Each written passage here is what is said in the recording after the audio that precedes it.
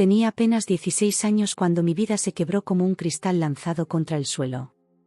Era un martes de noviembre en Sevilla, de esos días grises que parecen anunciar desgracias. Recuerdo el sonido de la lluvia golpeando contra las ventanas de nuestra casa en el barrio de Triana, una melodía triste que acompañaba los gritos que venían desde la cocina. Mis padres llevaban semanas discutiendo, pero aquella tarde algo era diferente. La voz de mi padre sonaba más áspera, más definitiva, y los sollozos de mi madre se mezclaban con el estruendo de platos rompiéndose. Me quedé paralizada en mi habitación, con el corazón latiendo tan fuerte que pensé que se me saldría del pecho. Abracé a mi hermano pequeño, Mateo, que con sus 8 años temblaba como una hoja mientras se aferraba a mi camiseta. Todo estará bien, le mentí, acariciando su pelo. Sabía que nada estaría bien, lo presentía. Aquella tarde, nuestro hogar dejaría de existir tal como lo conocíamos. Cuando los gritos cesaron, el silencio fue aún más aterrador. Luego escuché pasos subiendo la escalera y la puerta de mi habitación se abrió de golpe. Era mi padre, con la cara roja y los ojos brillantes de rabia o quizás de lágrimas contenidas. «Carmen, recoge tus cosas y las de tu hermano. Nos vamos», ordenó sin mirarme a los ojos. Su voz sonaba extraña, como si perteneciera a otra persona. «¿A dónde vamos, papá?», preguntó Mateo con una vocecita que me partió el alma.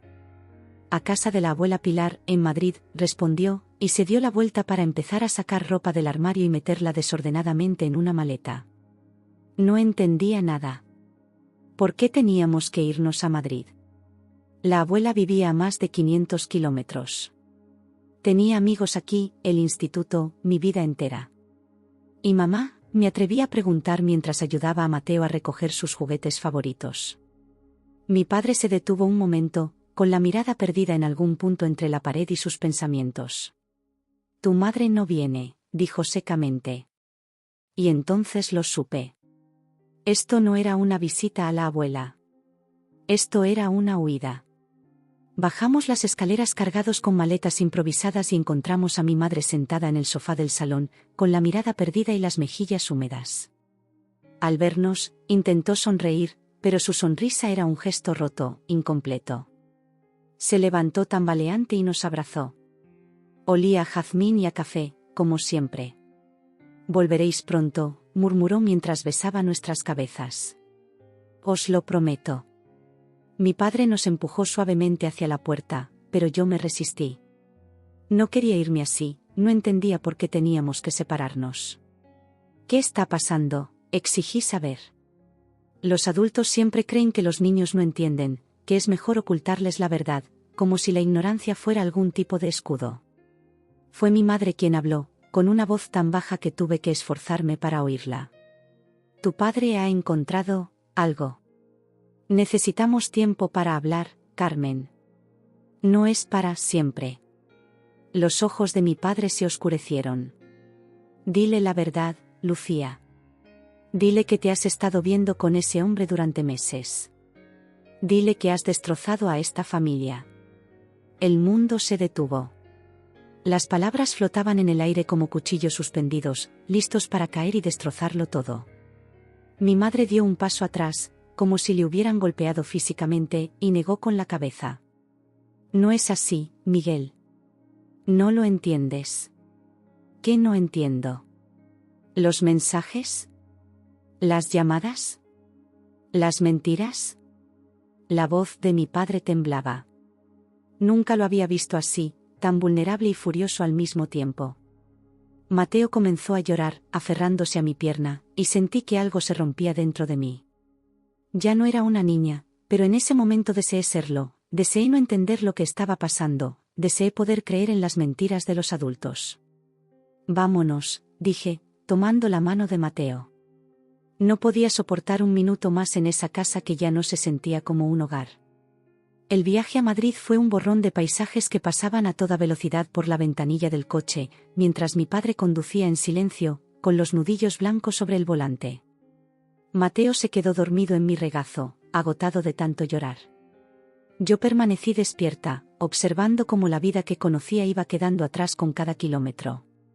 Llegamos de madrugada a casa de la abuela Pilar, una mujer menuda pero de carácter fuerte que nos recibió en bata y con el pelo blanco recogido en una red. No hizo preguntas, simplemente nos abrazó y nos preparó habitaciones. Acomodé a Mateo en una cama con sábanas que olían a lavanda y le conté un cuento hasta que volvió a dormirse. Luego, me senté en la cocina con mi abuela, que calentaba leche en un cazo. Mi padre había desaparecido, supuse que estaría hablando con el abuelo en algún rincón de la casa. ¿Quieres hablar de lo que ha pasado?, preguntó la abuela, colocando una taza humeante frente a mí. Negué con la cabeza. No sabía qué decir, ni siquiera sabía qué pensar. Todo había sucedido tan rápido. A veces los adultos cometemos errores terribles, dijo la abuela, como si pudiera leer mis pensamientos. Errores que lastiman a quienes más queremos. Pero eso no significa que dejemos de quererlos.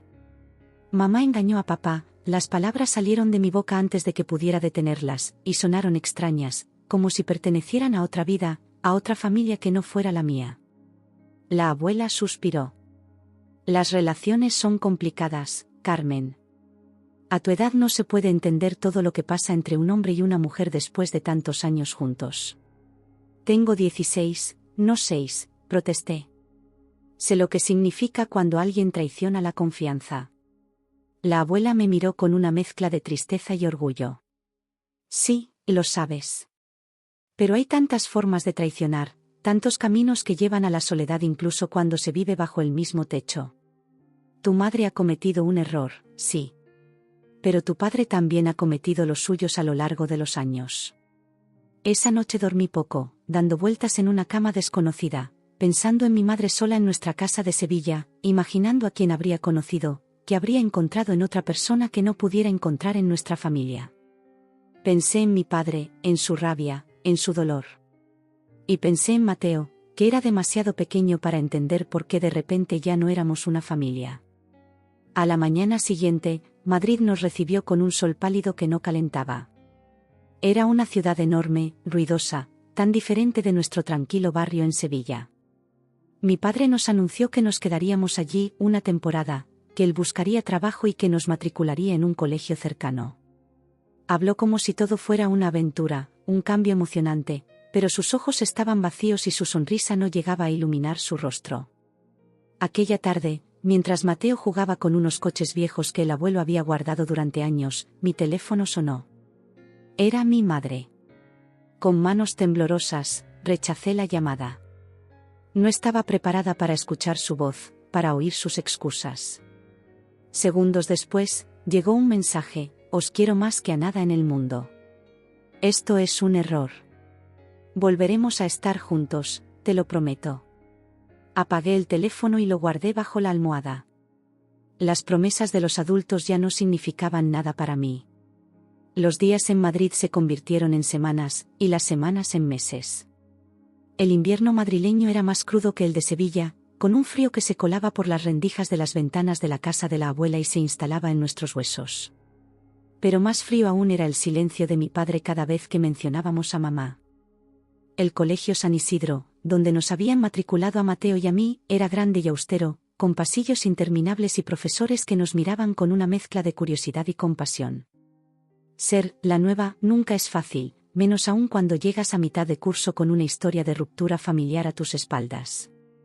Los rumores viajan rápido incluso entre desconocidos. ¿De dónde vienes?, me preguntó Laura el primer día, una chica de pelo corto y sonrisa fácil que se sentaba a mi lado en clase de literatura. De Sevilla, respondí, intentando concentrarme en el libro que teníamos abierto, El Quijote, ese loco idealista que me parecía tan fuera de lugar como yo misma. ¿Y por qué os habéis mudado a mitad de curso?, insistió ella, con esa curiosidad directa y sin filtros que tienen algunas personas. Me encogí de hombros. Cosas de familia. Era más fácil dejar las cosas así, no entrar en detalles, no convertir nuestra tragedia privada en comidilla de instituto. Pero Laura no era de las que se rendían fácilmente. Durante las semanas siguientes, se sentó conmigo en el comedor, me prestó apuntes, me invitó a su casa a estudiar. Su insistencia en ser mi amiga acabó derribando las murallas que había construido a mi alrededor.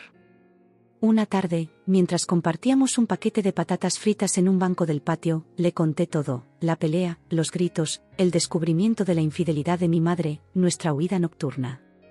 «Qué fuerte», dijo cuando terminé, y me sorprendió que no hubiera juicio en su voz, solo comprensión. Mis padres también se separaron el año pasado. Mi padre ahora vive con su novia, que tiene más o menos nuestra edad, un auténtico cliché. Reímos, y fue la primera vez en mucho tiempo que la risa no me dolía en el pecho. En casa, las cosas iban encontrando un nuevo ritmo. La abuela Pilar, con su energía inagotable a pesar de sus 70 años, nos había acogido como si fuéramos polluelos abandonados. Nos cocinaba cocidos madrileños los domingos, nos contaba historias de cuando ella era joven y Madrid era otra ciudad, nos ayudaba con los deberes. El abuelo Antonio, más callado y observador, nos llevaba al retiro los fines de semana, donde Mateo podía correr y gritar, liberando toda la energía y quizás algo de la tristeza que llevaba dentro. Mi padre había encontrado trabajo en una empresa de construcción. Salía temprano y volvía tarde, con la ropa llena de polvo y el rostro cansado. A veces lo escuchaba hablar por teléfono en susurros, discusiones tensas que solo podían ser con mi madre. Otras veces lo encontraba mirando viejas fotos familiares, con los ojos brillantes y un vaso de whisky en la mano. Una noche, mientras yo hacía los deberes en la cocina y la abuela tejía uno de sus interminables jerseys, mi padre entró con una expresión que no le había visto antes, una mezcla de determinación y miedo. «Tu madre viene a Madrid este fin de semana», anunció, como quien informa del pronóstico del tiempo. «Quiere veros a ti y a Mateo». Dejé caer el bolígrafo. La abuela siguió tejiendo, como si la noticia no la hubiera sorprendido en absoluto. «¿Va a quedarse aquí?», pregunté, imaginando a mi madre en esta casa donde su presencia sería como un fantasma incómodo, una intrusa en nuestro nuevo equilibrio. «No», respondió mi padre rápidamente. «Se alojará en un hotel. Os recogerá el sábado por la mañana y pasaréis el día con ella. ¿Y si no queremos verla?». Las palabras salieron más duras de lo que pretendía, cargadas con todo el resentimiento que había estado acumulando. Mi padre me miró con una expresión que no supe descifrar. «Es vuestra madre, Carmen. A pesar de todo». «Una madre no abandona a sus hijos», repliqué, sintiendo como la rabia subía por mi garganta como fuego. La abuela dejó sus agujas de tejer y me miró con esos ojos claros que parecían ver más allá de las apariencias. «Nadie abandona por gusto, niña. A veces la vida nos pone en encrucijadas donde todos los caminos hacen daño a alguien. El viernes por la noche apenas pude dormir. Imaginaba 1000 escenarios para nuestro reencuentro, ensayaba frases hirientes, preguntas acusatorias, pero también abrazos y perdones. ¿Vendría con él, con el hombre por el que había destrozado nuestra familia? ¿Estaría arrepentida? ¿Nos pediría que volviéramos a Sevilla? El sábado amaneció con un cielo despejado y un sol tímido que anunciaba la primavera. Me vestí con cuidado, eligiendo unos vaqueros y un jersey que mamá me había regalado en mi último cumpleaños. Ayudé a Mateo a ponerse su ropa favorita, un conjunto de superhéroes que le hacía sentirse invencible. Él estaba emocionado, demasiado pequeño para entender completamente lo que significaba este reencuentro, demasiado inocente para guardar rencor. El timbre sonó a las 10 en punto. Mi padre abrió la puerta y hubo un instante de silencio absoluto, como si el tiempo se hubiera detenido para permitirnos a todos ajustarnos a esta nueva realidad. Luego escuché su voz, la voz de mamá, saludando con una timidez que nunca antes le había oído. Cuando entré en el salón, la vi. Estaba más delgada, con el pelo más corto, pero seguía siendo hermosa. Nuestros ojos se encontraron y vi en los suyos todo el dolor, todo el arrepentimiento que no cabía en palabras. Corrió hacia mí y me abrazó, y por un segundo estuve a punto de rendirme, de fundirme en ese abrazo y olvidar todo lo que había pasado. Pero entonces recordé las noches llorando en una cama extraña, las preguntas de Mateo que no sabía cómo responder, la tristeza en los ojos de mi padre. Me separé con suavidad pero firmeza. «Hola, mamá», dije con una voz que intentaba ser neutra pero que no podía ocultar el temblor. Mateo no tuvo mis reservas. Se lanzó a sus brazos gritando «mamá, mamá», con una alegría que me hizo sentir casi culpable por mi frialdad. Ella lo alzó en brazos, cubriéndolo de besos, y por un momento volvimos a ser una familia, una escena congelada en el tiempo antes de la tormenta. Mi padre observaba la escena desde una esquina, con los brazos cruzados y la mirada distante. «Os dejo», dijo finalmente. «Volveré a las 7 para recogerlos». Pasamos el día recorriendo Madrid como turistas en nuestra nueva ciudad. Mi madre nos llevó al Museo del Prado, donde Mateo se aburrió mirando cuadros antiguos, pero yo quedé fascinada por las pinturas de Goya, esos rostros que parecían guardar secretos oscuros tras sus sonrisas. Comimos en una terraza de la Plaza Mayor, donde mi madre intentaba mantener una conversación normal, preguntándonos por el colegio, por nuestros nuevos amigos, evitando cuidadosamente cualquier mención a la situación que nos había llevado allí. Fue después del postre, mientras Mateo jugaba con unos niños en la plaza, cuando finalmente abordó el tema. «Lo siento, Carmen», dijo, mirándome directamente a los ojos. «Siento todo el daño que os he causado». «¿Por qué lo hiciste?», pregunté, la pregunta que había estado ardiendo en mi pecho durante meses. Suspiró profundamente. «Es complicado. Tu padre y yo, hacía años que no éramos felices.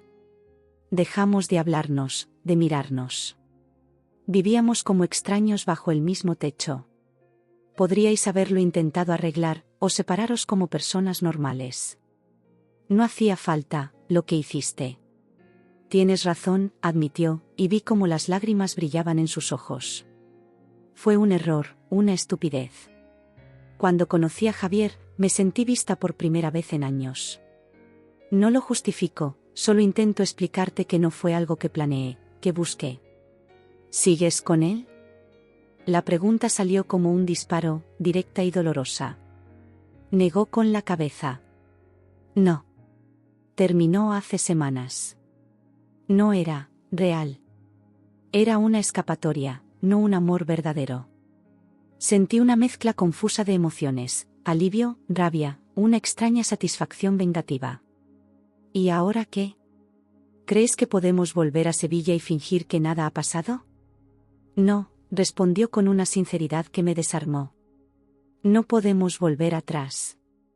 Pero quizás podamos encontrar un nuevo camino hacia adelante. Tu padre y yo estamos hablando. Hay mucho dolor, mucha desconfianza, pero también hay 18 años de historia, 2 hijos maravillosos». No pude evitar que mis ojos se llenaran de lágrimas. Durante meses había fantaseado con que mis padres se reconciliaran, con volver a nuestra vida de antes. Pero ahora, frente a la posibilidad real, sentía miedo. Miedo de volver a creer, miedo de que volvieran a romperme el corazón. «Dame tiempo», fue lo único que pude decir. Cuando mi padre vino a recogernos, intercambió unas palabras corteses con mi madre. No había hostilidad en su voz, pero tampoco calidez. Era el tono que se usa con un conocido lejano, no con la persona con la que has compartido casi 2 décadas de tu vida. De regreso a casa de los abuelos, Mateo se quedó dormido en el coche, agotado por las emociones del día. Mi padre condujo en silencio un rato, hasta que finalmente habló. «¿Cómo ha ido?», preguntó, con los ojos fijos en la carretera. «Bien», respondí, sin saber cómo condensar todo lo que había sentido en palabras simples. «Dice que lo siente». Mi padre asintió levemente. «Lo sé. También me lo ha dicho a mí». «¿Y tú la crees?», me atreví a preguntar. Hubo un largo silencio antes de que respondiera. «Creo que está arrepentida. Creo que os quiere. El resto es más complicado». Esa noche, tumbada en la cama, pensé en todo lo que había cambiado en unos pocos meses. En cómo la vida que daba por sentada se había desmoronado en una tarde lluviosa, y cómo, lentamente, estábamos recogiendo los pedazos para construir algo nuevo. No sabía si mis padres volverían a estar juntos, si regresaríamos a Sevilla o nos quedaríamos en Madrid, si algún día podría mirar a mi madre sin sentir ese pinchazo de dolor. Pero por primera vez desde que dejamos nuestra casa, sentí que quizás, solo quizás, podríamos encontrar un nuevo tipo de felicidad, una construida sobre la verdad, por dolorosa que fuera. Junio llegó con un calor sofocante que hacía sudar incluso a las piedras. Madrid se convertía en un horno, tan diferente de la brisa marina que refrescaba Sevilla en las tardes de verano. Habían pasado 3 meses desde aquel primer encuentro con mi madre, y ahora nuestros fines de semana tenían una rutina establecida. Los sábados por la mañana ella nos recogía y pasábamos el día juntos, visitando museos, parques o simplemente caminando por las calles de Madrid mientras Mateo corría delante de nosotras contando historias interminables sobre sus amigos del colegio. La relación con mi madre había mejorado lentamente. La rabia inicial se había transformado en una especie de aceptación cautelosa. No había perdonado completamente, pero al menos podíamos mantener conversaciones sin que el pasado se interpusiera como un muro entre nosotras. Mi padre, por su parte, había comenzado a salir ocasionalmente con una compañera de trabajo, Ana, una mujer tranquila de sonrisa amable que parecía entender sus silencios. No era nada serio, según él, pero verlo sonreír de nuevo me daba una esperanza que no me atrevía a nombrar. Fue durante uno de esos fines de semana cuando todo cambió de nuevo. Estábamos en El Rastro, el famoso mercadillo madrileño donde se podía encontrar desde antigüedades hasta la última moda en ropa usada. Mi madre se había detenido en un puesto de libros viejos, buscando una edición de 100 años de soledad, que había perdido años atrás. Mateo y yo explorábamos un puesto cercano lleno de juguetes antiguos cuando vi a alguien entre la multitud que me hizo detenerme en seco. Era el tío Roberto, el hermano mayor de mi padre. No lo veía desde que nos mudamos, y su presencia en Madrid, a tantos kilómetros de Sevilla, me pareció tan fuera de lugar que por un momento dudé de mis ojos. Pero era él, sin duda, alto, con el mismo pelo canoso que mi padre empezaba a mostrar en las sienes, vestido con un traje impecable a pesar del calor. No estaba solo. A su lado caminaba una mujer rubia que yo no conocía, y 2 niños pequeños, una niña y un niño que debían tener unos 5 o 6 años. Parecían una familia normal disfrutando de un domingo en el mercadillo, pero había algo en la escena que me inquietaba, una sensación extraña que no podía identificar. «¿Qué pasa?», preguntó Mateo, tirando de mi mano. «Te has quedado como una estatua». «Nada», murmuré, apartando la mirada. Creía haber visto a alguien conocido. Mi madre regresó con su libro, triunfante tras haber regateado el precio, y continuamos nuestro paseo. Pero yo no podía dejar de pensar en el tío Roberto. Hasta donde yo sabía, él vivía en Sevilla con la tía Elena, su esposa desde hacía más de 20 años. No tenían hijos, o al menos eso era lo que siempre nos habían dicho. ¿Quién era esa mujer? ¿Y esos niños? No mencioné el encuentro a mi madre. La tarde siguió su curso con una visita al templo de Devot, donde Mateo se maravilló con las historias de faraones y pirámides. Pero la imagen del tío Roberto con esa familia desconocida seguía dando vueltas en mi cabeza, como una melodía que no puedes olvidar. Esa noche, mientras la abuela preparaba la cena y Mateo veía dibujos animados, busqué a mi padre en su habitación. Estaba sentado en la cama, revisando unos papeles del trabajo. «Papá, hoy he visto al tío Roberto en El Rastro», dije sin preámbulos. Vi cómo su cuerpo se tensaba, cómo su mirada se volvía cautelosa. «¿Roberto? Debe ser un error. Tu tío está en Sevilla». Era él, insistí. Estaba con una mujer rubia y 2 niños pequeños. Mi padre dejó los papeles a un lado y me miró con una expresión que no había visto antes, una mezcla de resignación y cansancio. «Siéntate, Carmen», dijo, palmeando la cama junto a él. Me senté, sintiendo que estaba a punto de escuchar algo que cambiaría la forma en que veía a mi familia para siempre. «Roberto no vive en Sevilla desde hace 6 años», comenzó mi padre, con voz pausada. «Se divorció de Elena y se mudó a Madrid. Esa mujer que has visto es Marta, su nueva pareja. Y esos niños, son sus hijos». «¿Tiene hijos?», pregunté, confundida. «Pero siempre dijisteis que el tío Roberto y la tía Elena no podían tener hijos». Mi padre suspiró profundamente. «Es complicado, Carmen. Roberto y Elena intentaron tener hijos durante años, sin éxito. Los médicos dijeron que él no podía tener hijos. Pero resulta que sí podía. El problema era otro». Comenzaba a entender, o al menos a intuir, lo que mi padre estaba tratando de decirme. «¿El problema era la tía Elena?», pregunté en voz baja. «Sí», admitió mi padre. «Cuando Roberto conoció a Marta. Bueno, ella quedó embarazada casi de inmediato. Gemelos. Fue un escándalo en la familia. Todos le dieron la espalda, incluido yo. Por eso no lo has visto en años, por eso nunca hablamos de él. Entonces, ¿el tío Roberto engañó a la tía Elena?, pregunté, notando los inquietantes paralelismos con nuestra propia situación. Mi padre se pasó una mano por el pelo, un gesto que hacía cuando estaba incómodo. Sí. Y yo lo juzgué duramente por ello. Le dije cosas horribles, rompí todo contacto con él. Estaba tan seguro de lo que era correcto, tan convencido de que yo nunca estaría en su lugar. Y entonces mamá, no terminé la frase. No hacía falta. La vida tiene una manera cruel de enseñarnos humildad, dijo mi padre con una sonrisa triste. Cuando descubrí lo de tu madre y Javier, lo primero que pensé fue en Roberto. En cómo lo había condenado sin entender lo complicadas que pueden ser las relaciones, lo fácil que es juzgar desde fuera. Me quedé en silencio, procesando esta nueva información. Mi familia, que yo siempre había visto como un ejemplo de estabilidad y valores tradicionales, estaba llena de secretos y contradicciones. Los adultos que me habían enseñado sobre la honestidad y la lealtad habían estado ocultando verdades, creando versiones editadas de la realidad que encajaran con sus propias narrativas morales. ¿Has hablado con él desde que estamos en Madrid?, pregunté. Mi padre negó con la cabeza. No he tenido el valor. Después de cómo lo traté, de lo que le dije, me avergüenzo de ello. Debería haberlo apoyado, o al menos haberlo escuchado. Nunca es tarde, dije, sorprendiéndome a mí misma con estas palabras. Esa noche llamé a Laura, mi amiga del instituto. Necesitaba compartir todo lo que estaba descubriendo, toda la confusión que sentía. Mi familia es un desastre, le dije mientras me tumbaba en la cama, con el teléfono pegado a la oreja. Todos mienten, todos ocultan cosas.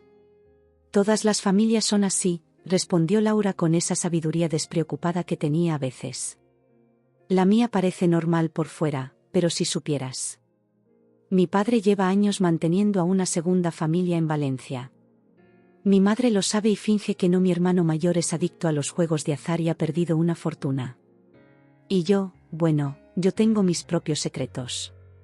Su honestidad me hizo sonreír. Quizás tenía razón. Quizás todas las familias eran complejas, llenas de contradicciones y secretos. Quizás lo que nos habían enseñado sobre el bien y el mal, sobre lo correcto y lo incorrecto, era demasiado simplista para un mundo donde las personas cometían errores, se lastimaban unas a otras, y luego intentaban reconstruir sus vidas entre los escombros. El fin de semana siguiente, mi padre nos sorprendió con un anuncio durante el desayuno. He invitado a Roberto y su familia a comer hoy, dijo, con una mezcla de nerviosismo y determinación. Creo que es hora de que conozcáis a vuestros primos. La abuela Pilar, que estaba sirviendo café, dejó la cafetera en la mesa con un golpe más fuerte de lo necesario. ¿A Roberto? Después de todo lo que hizo a Elena, su voz temblaba de indignación. Mamá, dijo mi padre con firmeza, han pasado 6 años. Elena ha rehecho su vida, tiene una nueva pareja. Es hora de dejar el pasado atrás. La comida fue incómoda al principio. El tío Roberto llegó puntual, con una botella de vino y un pastel. Marta, su pareja, era más joven que él, pero tenía una mirada inteligente y una forma de hablar directa que me gustó de inmediato. Los gemelos, Lucas y Sofía, eran tímidos al principio, pero pronto estaban jugando con Mateo como si se conocieran de toda la vida. Observé a mi padre y a su hermano, sentados uno frente al otro en la mesa, buscando las similitudes y las diferencias. Tenían la misma forma de las cejas, la misma manera de inclinar la cabeza cuando escuchaban atentamente. Pero donde mi padre parecía siempre contenido, como si guardara sus emociones bajo llave, el tío Roberto era expansivo, gesticulaba al hablar, reía a carcajadas. Durante los postres, mientras los niños jugaban en el patio y las mujeres conversaban en la cocina, me senté en un rincón del salón, desde donde podía escuchar la conversación entre mi padre y su hermano. Lo siento, dijo mi padre en voz baja. Siento haberte juzgado tan duramente. No entendía, ahora entiendo un poco mejor. Agua pasada, respondió el tío Roberto, palmeando el hombro de mi padre. Todos cometemos errores, Miguel.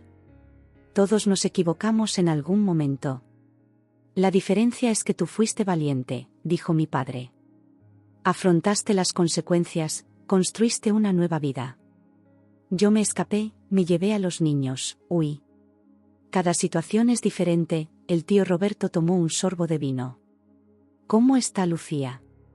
Bien, supongo. Viene cada fin de semana a ver a los niños. Estamos hablando. ¿Y eso qué significa?, preguntó el tío Roberto. Mi padre se encogió de hombros. No lo sé todavía. Hay días en que creo que podríamos intentarlo de nuevo, y días en que el dolor es demasiado grande. Pero al menos ya no la odio. Es un comienzo. Esa noche, después de que todos se hubieran ido y la casa volviera a su tranquila rutina, salí al pequeño balcón de mi habitación. Madrid brillaba bajo un cielo estrellado, una ciudad de luces y sombras, de historias interconectadas que nunca llegaría a conocer por completo. Pensé en mi madre y en mi padre, en sus errores y en sus intentos de repararlos. Pensé en el tío Roberto y en la tía Elena, en cómo sus vidas habían tomado caminos separados pero ambos parecían haber encontrado una nueva forma de felicidad. Mi teléfono vibró con un mensaje. Era de mi madre. ¿Qué tal el día con Roberto y su familia? Me sorprendió que supiera de la visita. ¿Se lo habría contado mi padre? Bien, respondí. Son agradables. Los gemelos son muy graciosos. Me alegro, escribió ella. Tu padre me llamó ayer para contármelo. Estamos intentando comunicarnos mejor. Sonreí ante esta pequeña señal de progreso. Luego, impulsada por una valentía que no sabía que tenía, escribí: Mamá, ¿crees que tú y papá volveréis a estar juntos algún día? La respuesta tardó varios minutos en llegar. No lo sé, cariño. Lo que sé es que, pase lo que pase, siempre seremos tu familia. A veces las familias cambian de forma, pero no dejan de ser familias. Miré las estrellas, tan brillantes en el cielo madrileño, y pensé en cuánto había cambiado mi vida en estos meses. Había perdido la seguridad de lo conocido, la comodidad de creer que el mundo era simple y ordenado. Pero también había ganado algo, una comprensión más profunda de que las personas son complejas, contradictorias, capaces de cometer errores terribles y también de actos de gran generosidad y amor.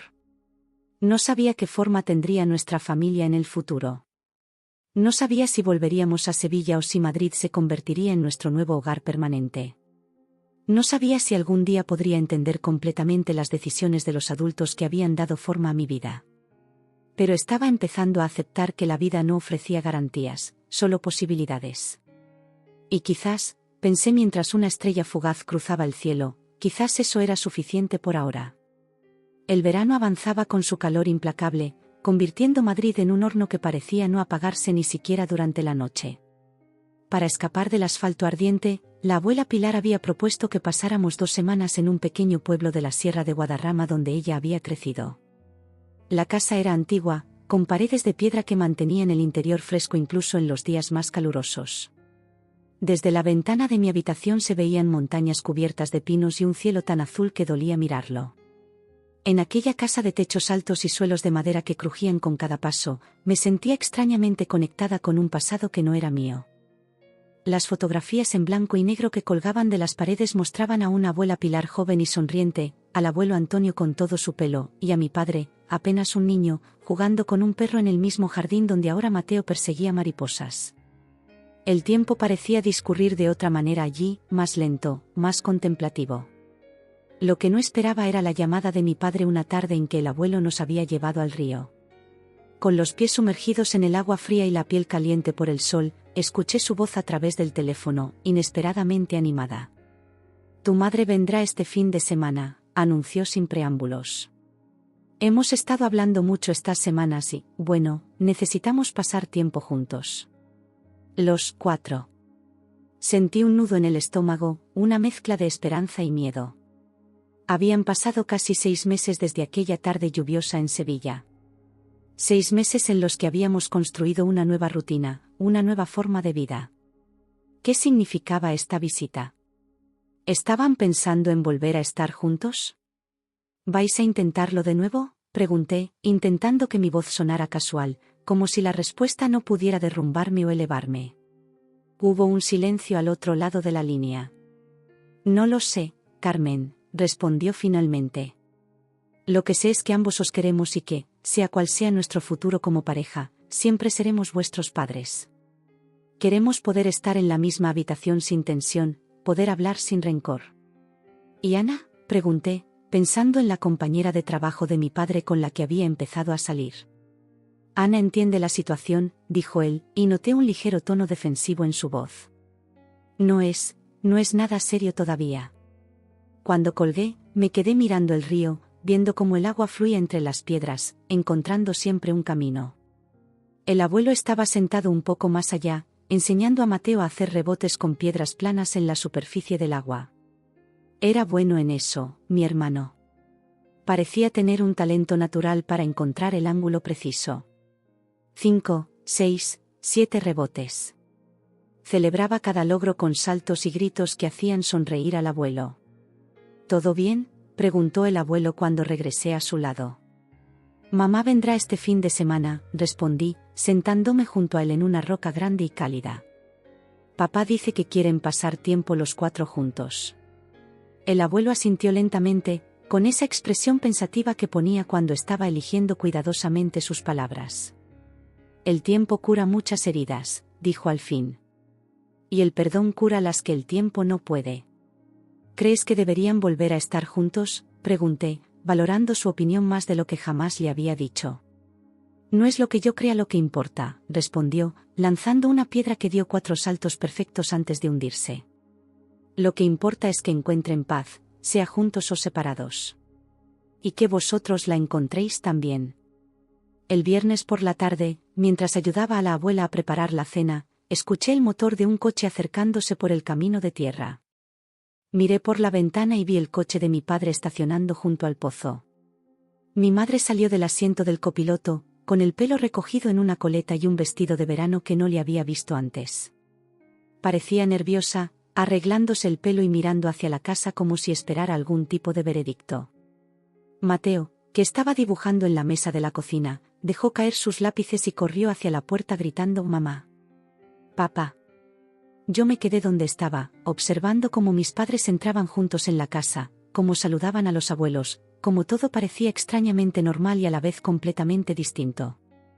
Durante la cena, la conversación fluyó con una naturalidad que me sorprendió. Mi madre contaba anécdotas de su trabajo en la biblioteca de Sevilla, mi padre hablaba sobre un proyecto nuevo en la constructora, los abuelos recordaban veranos de su juventud en ese mismo pueblo. Era como si todos estuviéramos representando una obra de teatro, interpretando a una familia normal.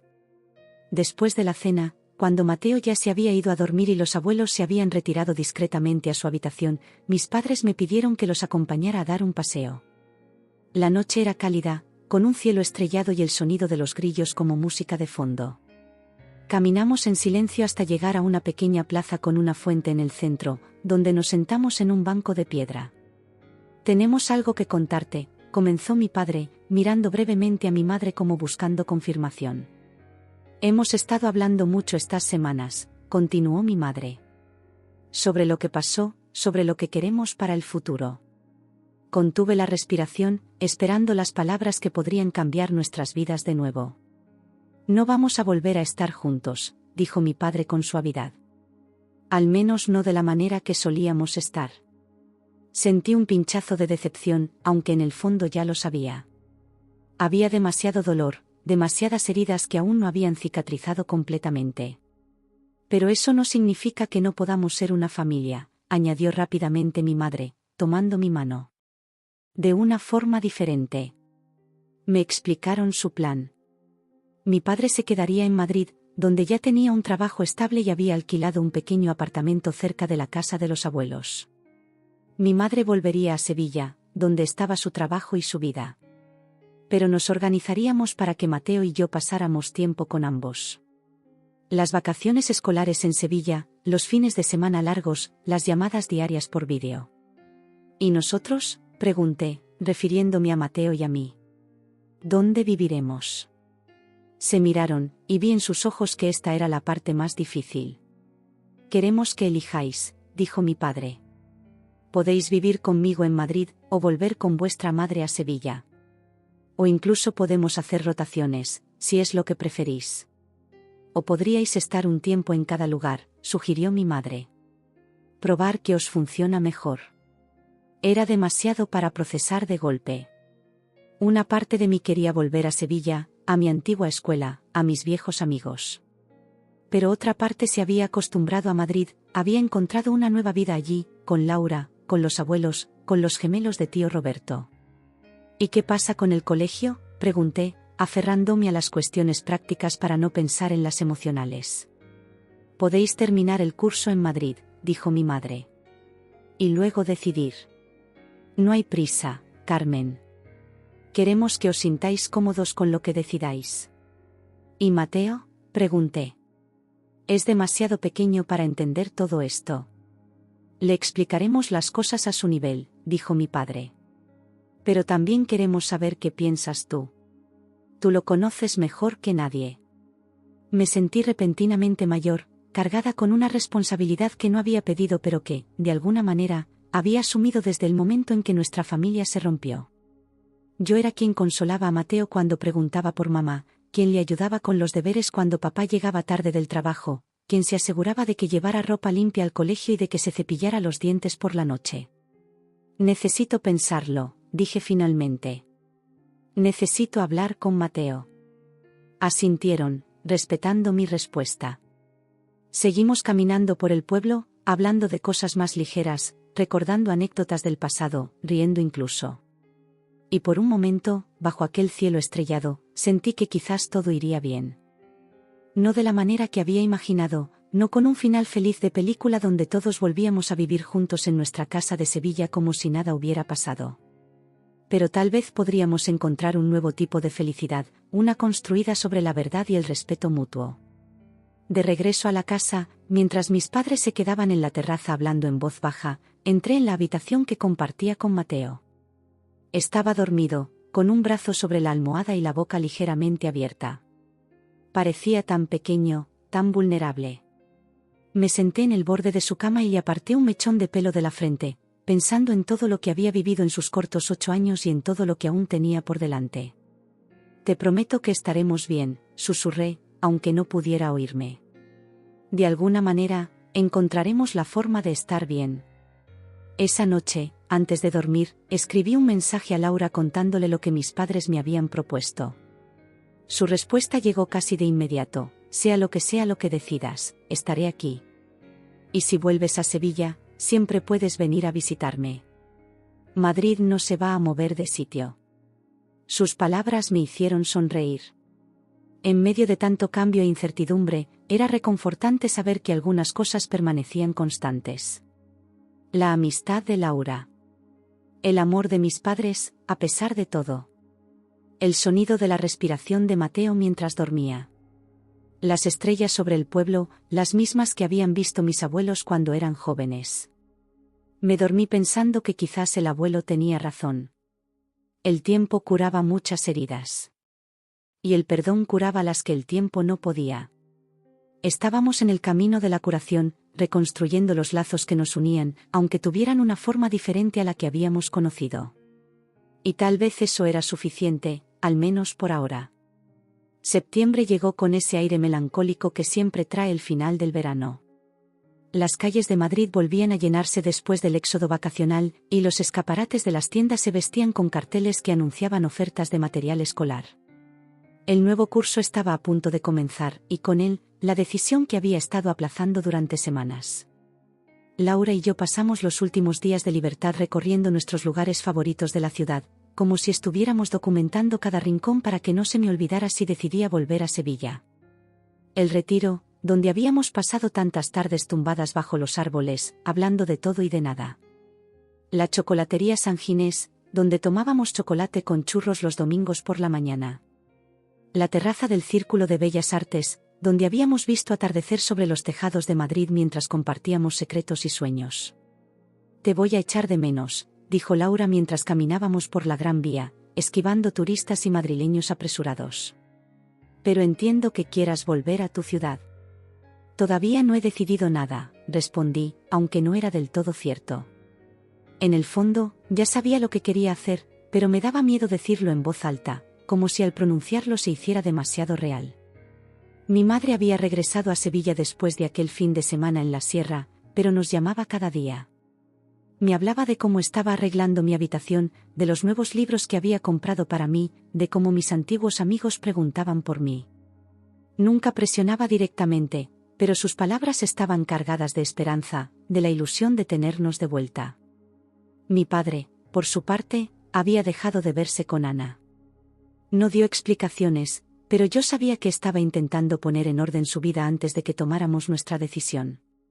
Había alquilado un piso cerca del colegio, con una habitación para cada uno, y me había pedido que le ayudara a elegir los muebles. Para que se sienta como vuestro hogar, estéis el tiempo que estéis, había dicho.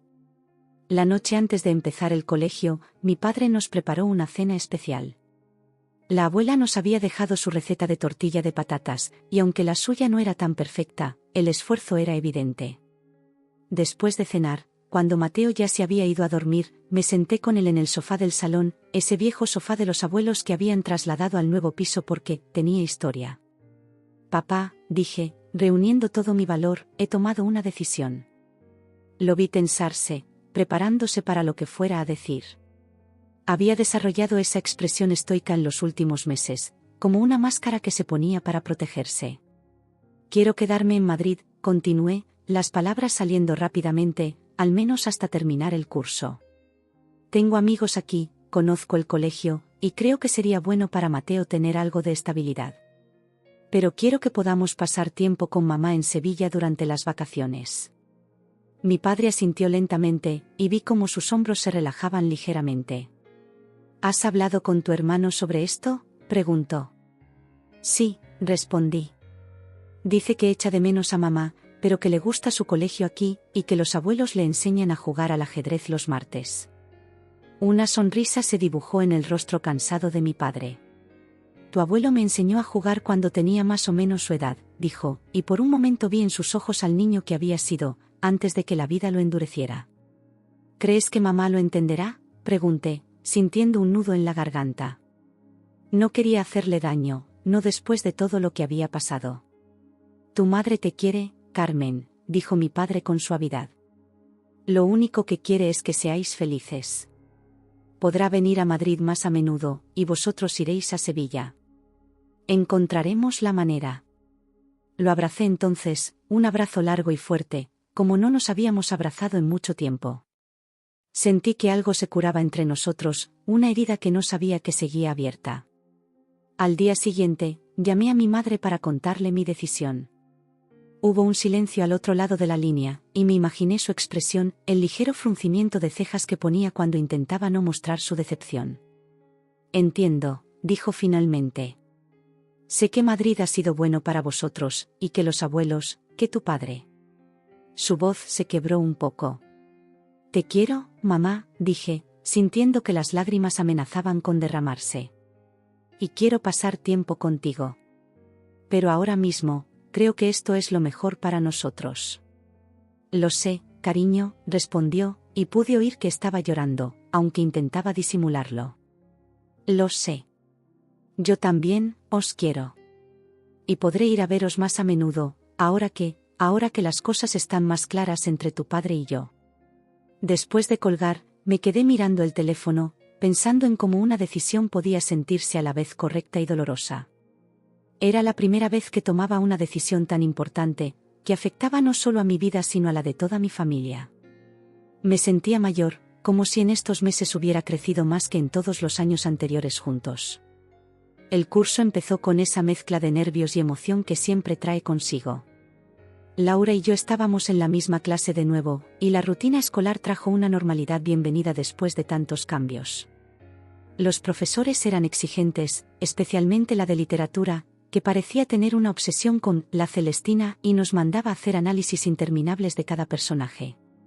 Octubre pasó como un suspiro, lleno de exámenes y trabajos en grupo. Una tarde, mientras estudiaba en la biblioteca del instituto, vi a un chico que no había visto antes. Estaba sentado un par de mesas más allá, concentrado en un libro de matemáticas, con el ceño fruncido por la concentración. Tenía el pelo oscuro, algo largo, que le caía sobre la frente, y unos ojos que parecían estar viendo algo más allá de las ecuaciones. «Es Alejandro», susurró Laura, que había seguido mi mirada. «Es nuevo, acaba de mudarse desde Barcelona. Está en la clase de al lado». No sé por qué, pero no pude dejar de mirarlo durante toda la tarde. Había algo en su forma de estar, en su concentración, que me resultaba atractivo.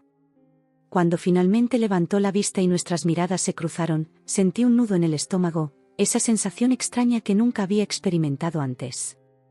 Los días siguientes me encontré buscándolo con la mirada en los pasillos, en el patio, en la cafetería.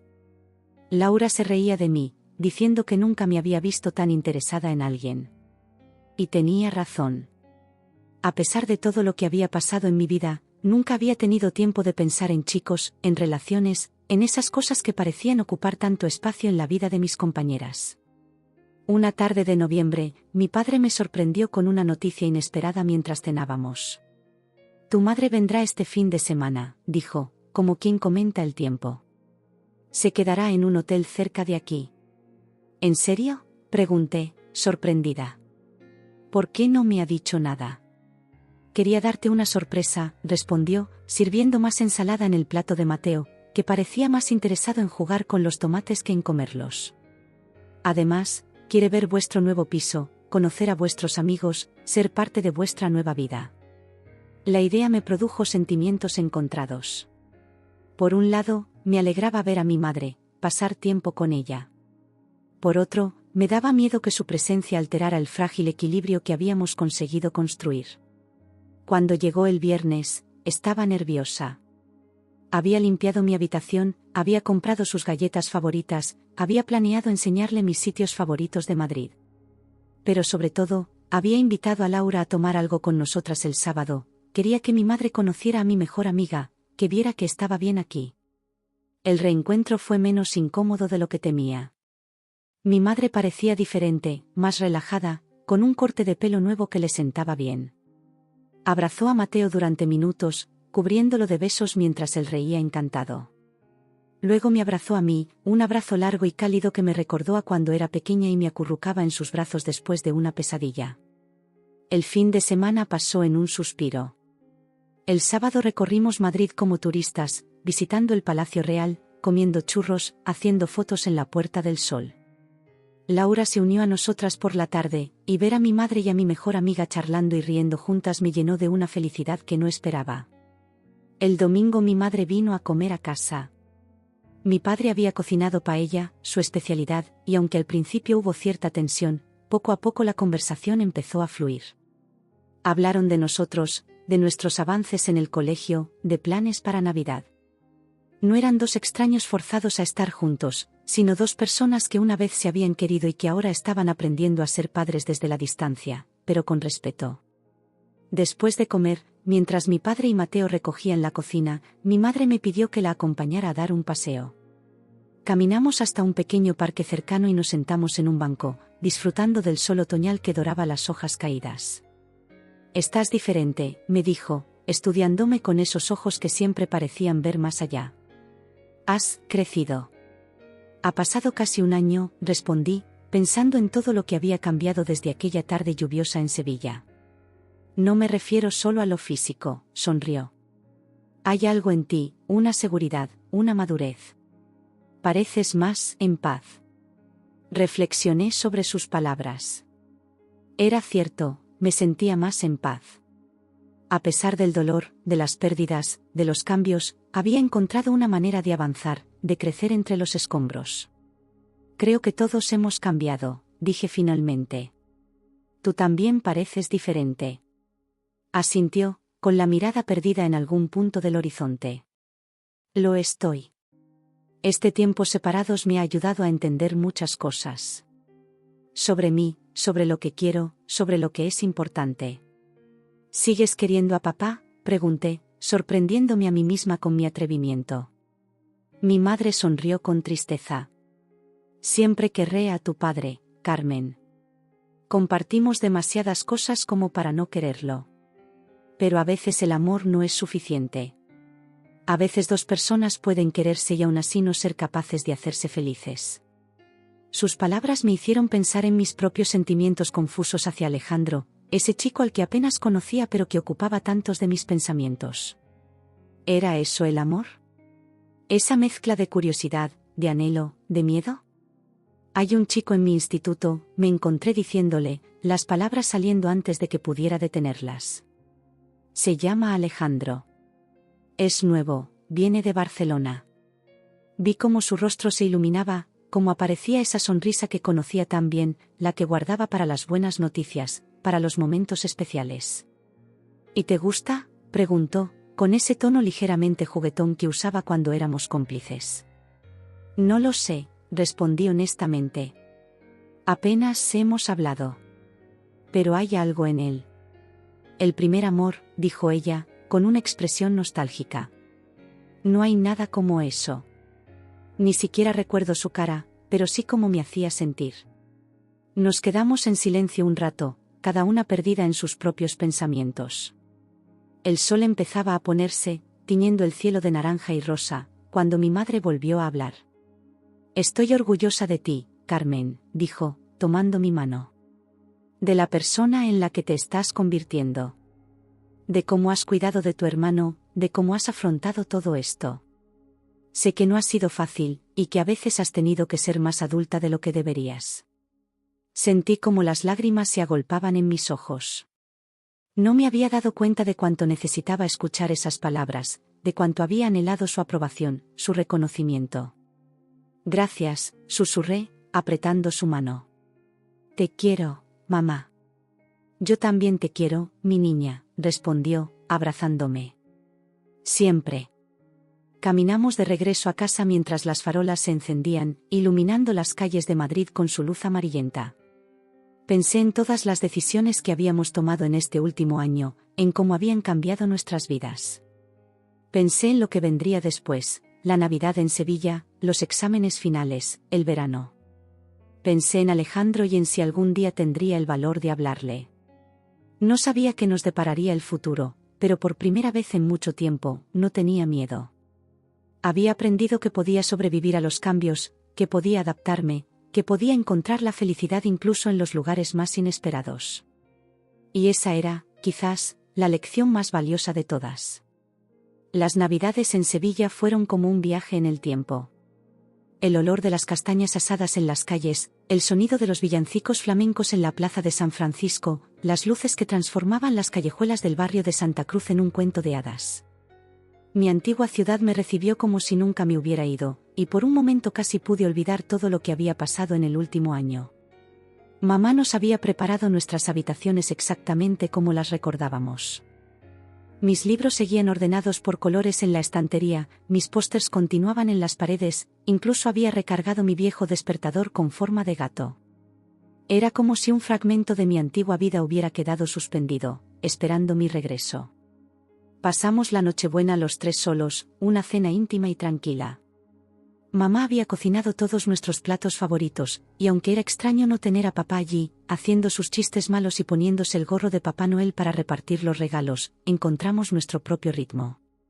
Mateo estaba extasiado con la montaña de paquetes que había bajo el pequeño árbol, y su alegría era contagiosa. Después de la cena, llamamos a papá por vídeo, y hablamos durante horas, mostrándole los regalos, compartiendo anécdotas. No era lo mismo, pero era suficiente. El día de Navidad lo pasamos con los abuelos maternos, mis tíos y primos, en una comida caótica y ruidosa que me recordó por qué la familia, con todas sus imperfecciones, seguía siendo un ancla en mi vida. Nadie mencionó la ausencia de papá ni hizo preguntas incómodas. Todos parecían entender, a su manera, que las cosas habían cambiado y que lo importante era estar juntos ahora, disfrutar del momento presente. Fue durante esas vacaciones cuando volví a encontrarme con mis antiguos amigos de Sevilla. Habíamos mantenido contacto por redes sociales, pero vernos en persona era diferente. Nos reunimos en nuestra antigua heladería favorita, y por un momento me sentí como si no hubiera pasado el tiempo. Pero pronto noté las pequeñas diferencias. Nuevos cortes de pelo, nuevas expresiones, nuevos temas de conversación. Ellos habían seguido con sus vidas mientras yo construía la mía en Madrid, y aunque el cariño seguía ahí, sentí una distancia sutil, como una película transparente que nos separaba. ¿Y cómo es vivir en Madrid?, preguntó Claudia, mi antigua mejor amiga, mientras compartíamos un enorme helado de 3 sabores. ¿La gente es tan estirada como dicen? Sonreí ante el tópico. Para nada. Son diferentes, sí, pero también muy acogedores a su manera. Mi amiga Laura, por ejemplo, me adoptó desde el primer día en el instituto. ¿Y hay chicos guapos?, preguntó Martina, siempre directa, provocando risas en el grupo. Sentí cómo me sonrojaba pensando en Alejandro. Hay de todo, respondí vagamente. Eso significa que hay alguien, dijo Claudia, que me conocía demasiado bien. Venga, cuenta. Les hablé de Alejandro, de cómo nos habíamos conocido en la biblioteca, de cómo finalmente me había atrevido a hablarle un día en la cafetería, preguntándole sobre un libro que estaba leyendo. Les conté sobre nuestras conversaciones crecientes, sobre cómo habíamos comenzado a sentarnos juntos en los descansos, sobre cómo me había prestado su chaqueta un día que llovía y yo había olvidado la mía. Pero no somos novios ni nada, aclaré, aunque sentía mariposas en el estómago solo de pensar en él. Solo amigos. Eso es lo que decían mis padres, y míralos ahora, 20 años casados, rió Martina, mostrándome su smartphone con una solicitud de seguimiento en Instagram. Venga, muéstranos una foto. Queremos ver a ese madrileño que te ha robado el corazón. Es catalán, no madrileño, corregí, pero aún así busqué una foto en mi teléfono, una que habíamos tomado en grupo el último día de clase antes de las vacaciones. Alejandro estaba a mi lado, con su sonrisa tímida y sus ojos brillantes, y al verlo sentí una punzada de nostalgia, como si las 2 semanas que llevábamos sin vernos fueran una eternidad. Después de Navidad, aproveché para visitar mi antiguo barrio, pasar por mi antigua escuela, recorrer los lugares que habían sido tan importantes en mi vida. Aunque me gustaba Madrid, Sevilla siempre sería mi primer hogar, la ciudad donde había aprendido a montar en bicicleta, donde había perdido mi primer diente, donde había tenido mis primeras alegrías y mis primeras penas. Una tarde, mientras caminaba por la orilla del Guadalquivir, me encontré con Javier. Lo reconocí al instante, aunque nunca habíamos sido presentados formalmente. Era el hombre por el que mi madre había dejado a mi padre, el catalizador que había cambiado nuestras vidas para siempre. Estaba sentado en un banco, leyendo un libro, completamente ajeno a mi presencia y a lo que representaba en mi historia. Por un momento pensé en irme, en evitar un encuentro que seguramente sería incómodo. Pero algo dentro de mí, una curiosidad mezclada con rabia contenida, me hizo acercarme. Hola, dije, y mi voz sonó más firme de lo que esperaba. Soy Carmen. Levantó la vista del libro y me miró confundido, hasta que el reconocimiento iluminó su rostro. Carmen, repitió, y escuchar mi nombre en su boca me produjo una sensación extraña. La hija de Lucía. Sí, confirmé, y nos quedamos en un silencio incómodo, ambos sin saber qué decir a continuación. ¿Cómo está tu madre?, preguntó finalmente, cerrando el libro y señalando el espacio libre a su lado en el banco, una invitación que decidí aceptar. Está bien, respondí, sentándome pero manteniendo cierta distancia. Estamos pasando las Navidades con ella. Asintió, como si la información no le sorprendiera. Me alegro. Es una mujer extraordinaria, tu madre. Lo sé, dije, sintiendo una mezcla contradictoria de orgullo y recelo. Este hombre conocía una parte de mi madre que yo nunca había visto, una parte que había estado dispuesta a arriesgarlo todo por él. Mira, Carmen, dijo después de otro silencio, mirándome directamente a los ojos, sé que probablemente me ves como el villano de la historia. Y lo entiendo. Pero quiero que sepas que nunca fue mi intención causar daño a tu familia. Las cosas simplemente sucedieron. Las cosas no simplemente suceden, respondí, sintiendo como la rabia acumulada durante meses buscaba salida. Las personas toman decisiones, y esas decisiones tienen consecuencias. Mi hermano de 8 años lloraba todas las noches preguntando por qué su madre ya no vivía con nosotros. Esas son consecuencias.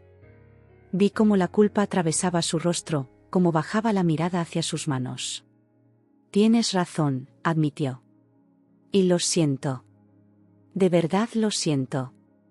No había preparado esta conversación, no sabía qué quería conseguir con ella.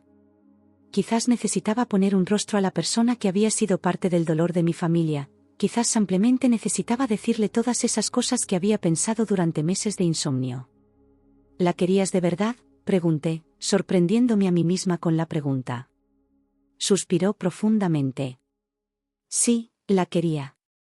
Pero el amor a veces no es suficiente, ¿sabes? A veces dos personas pueden quererse y aún así no ser lo correcto el uno para el otro.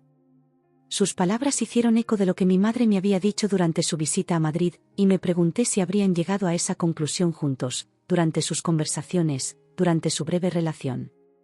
Ahora somos amigos, continuó, como leyendo mis pensamientos. Nos vemos de vez en cuando, tomamos un café. Hablamos de libros, de cine. Es diferente. ¿Sabías que tenía familia?, pregunté, incapaz de contenerme.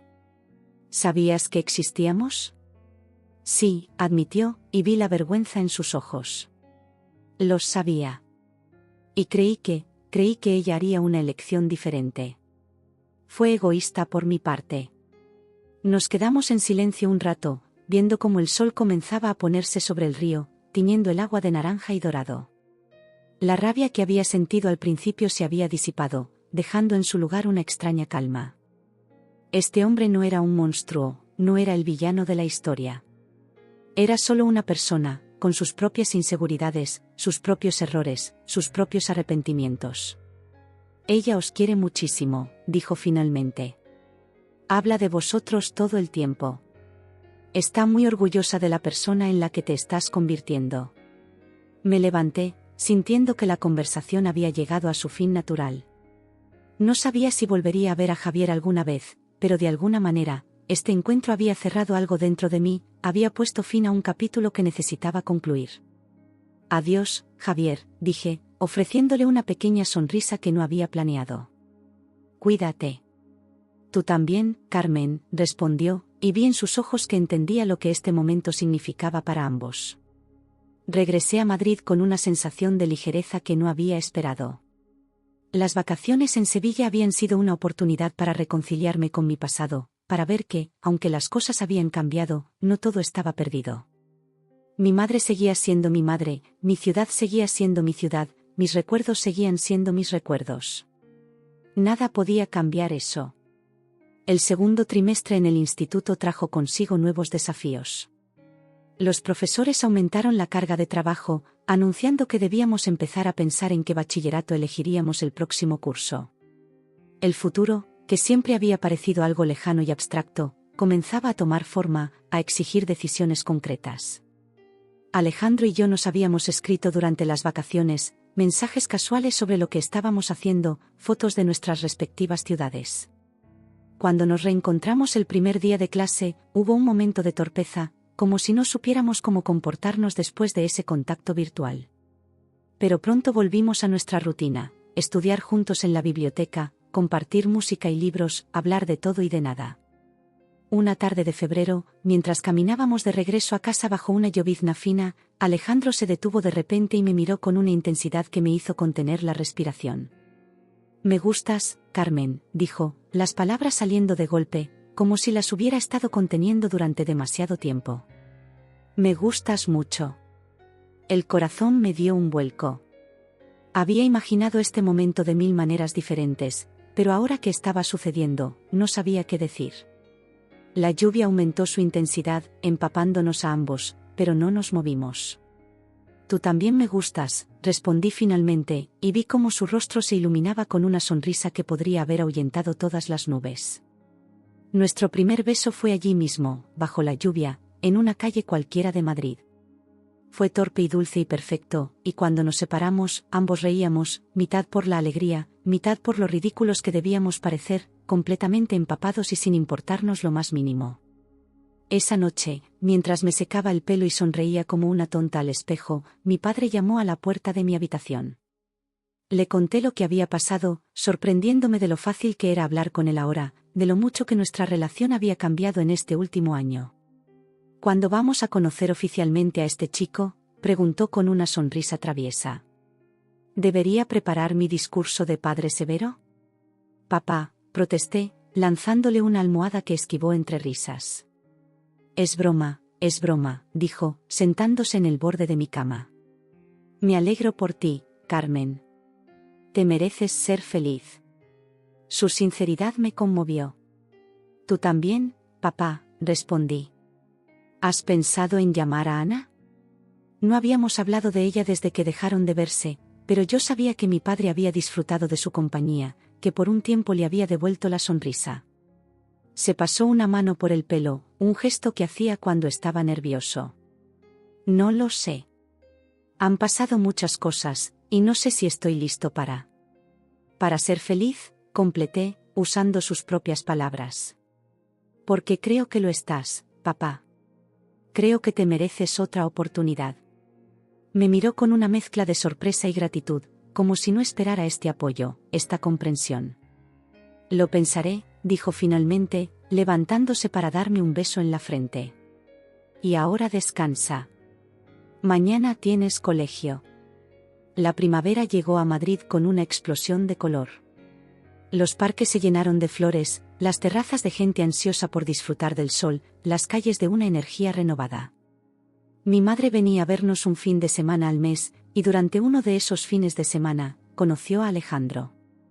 Fue una comida en casa, algo sencillo pero que me tenía con los nervios a flor de piel.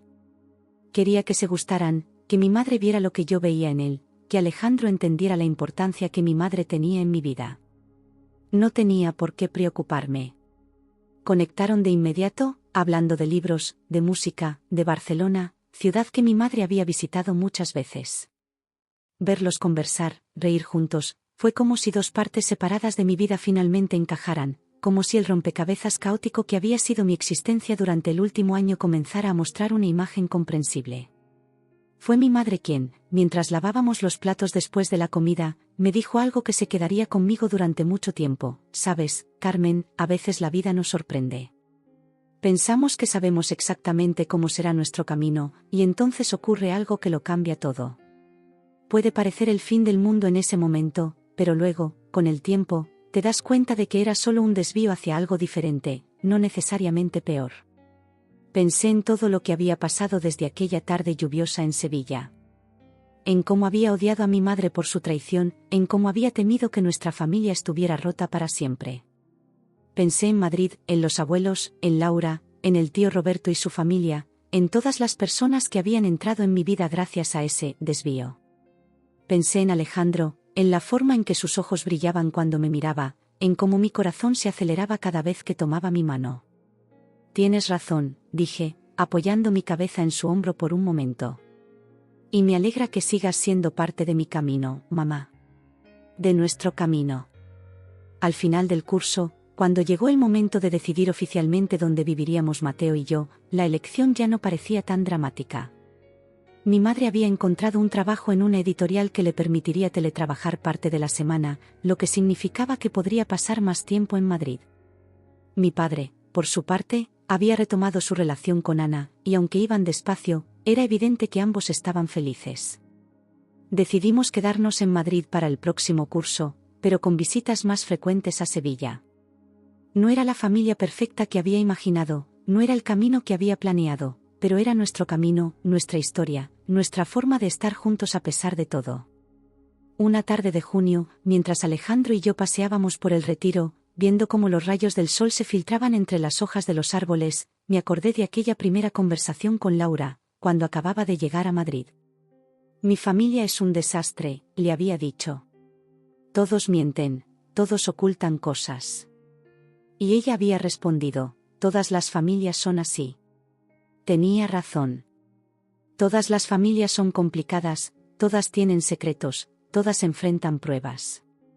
Lo importante no es evitar los problemas, sino cómo los afrontamos, cómo los superamos, cómo encontramos la forma de seguir queriéndonos a pesar de todo.